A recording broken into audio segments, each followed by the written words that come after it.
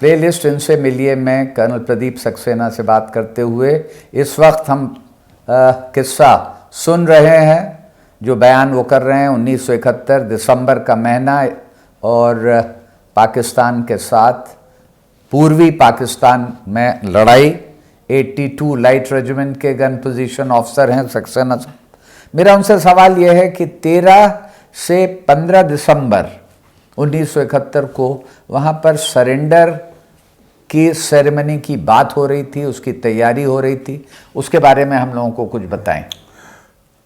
मैं आपको एक चीज़ बताना चाहता हूँ कि 13 दिसंबर को एक आखिरी मुठभेड़ हुई थी हमारी पाकिस्तान आर्मी के साथ, क्योंकि मैं जब गन पोजीशन, मेरी सबसे फॉरवर्ड मोस्ट गन पोजीशन थी जो बिल्कुल डेमरा फेवरी करके था, उससे मुश्किल से 200-250 गज पीछे था और एक छोटा सा ग्रोव था, उसके अंदर उसके साथ में हमने अपनी गन्स डिप्लॉय की थी।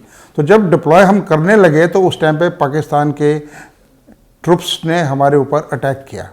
तो हम डिप्लॉय करते में जो है वो एक्सचेंज ऑफ फायर शुरू हो गया, हमने डिप्लॉयमेंट रोकी।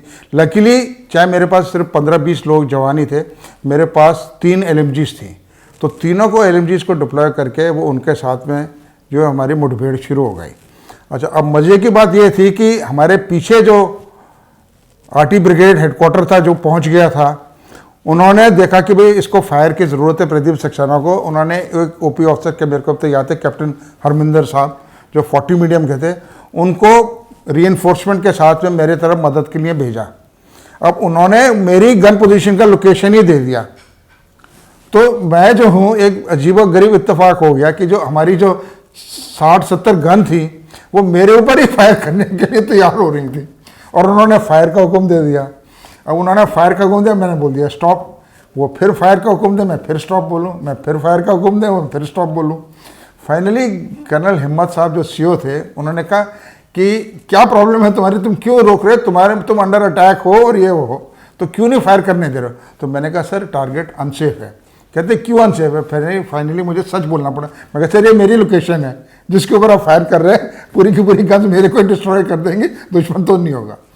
तो उन्होंने कहा हो ठीक है। मैंने कहा सर अभी फायर मत करो, मेरे को चलने दो। तो वो रीइंफोर्समेंट्स पहुँचे, हमारी कोई तकरीबन घंटा सवा घंटा मुठभेड़ हुई, उनकी काफ़ी कैजुअल्टीज़ हुई, लेकिन वो अपने 3-4 को वहाँ पे जो डेड थे उनको छोड़ करके फिर उन्होंने वापस जो है वो जो स्टीमर था उसके अंदर बैठ करके फिर दे pulled back and that was the last encounter जो कि वो हुआ। फिर हम 10 बजे तक पूरा तैयार हो गए थे और 10 बजे से लेकर के 15 तारीख तक हम रोज़ रात को रोज़ जो है अपना शाम के 6 बजे से लेकर सुबह 6 बजे तक हम आर्टिलरी फायर करते थे जो कि प्री डेजिग्नेटेड टारगेट्स थे, और सुबह 6 बजे से लेकर शाम के 6 बजे तक air force use to carry out the Reds.